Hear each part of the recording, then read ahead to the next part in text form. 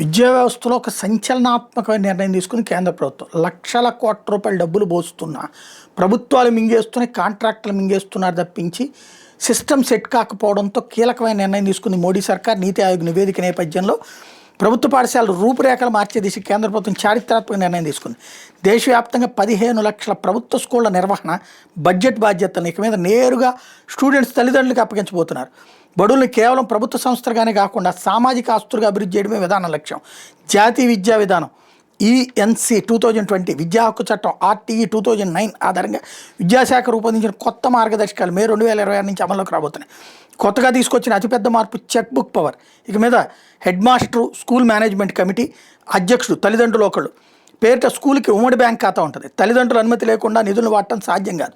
పాఠశాలలో 30 లక్షల లోపు నిర్మాణ పనులు పబ్లిక్ వర్క్స్ డిపార్ట్మెంట్ PWD అనుమతి లేకుండానే NMC నేరుగా చేపట్టచ్చు. ప్రైవేట్ కంపెనీల నుంచి కార్పొరేట్ సోషల్ రెస్పాన్సిబిలిటీ నిధులను సేకరించేందుకు కూడా అనుమతి ఇచ్చారు.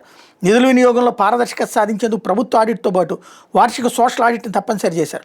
స్కూల్కి వచ్చే ప్రతి పైసా ఖర్చుల వివరాలను పబ్లిక్ నోటీస్ బోర్డు మీద బహిరంగంగా ప్రదర్శించాలి. జీరో టాలరెన్స్ విధానాన్ని పాటిస్తూ ఏమైనా అవకతవకలు జరిగితే పోలీసు ఆరోగ్య శాఖలతో కలిసి నేరుగా చర్యలు తీసుకునే అధికారం NMCకి ఇచ్చారు. 70% తల్లిదండ్రులే ఉంటారు. కమిటీలోని మొత్తం సభ్యుల్లో 3 మంది విద్యార్థులు తల్లిదండ్రులే ఉంటారు.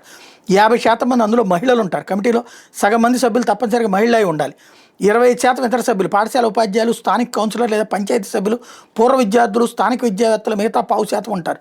ఈ కమిటీకి 2 ఏళ్ల కాల వ్యవధికి ఎన్నుకుంటారు. ప్రతి నెల విధిగా ఒకసారి సమావేశం అవ్వాల్సి ఉంటుంది. ఇలాంటి ఒక అద్భుతమైన సంచలనాత్మకమైన నిర్ణయం తీసుకున్నారు.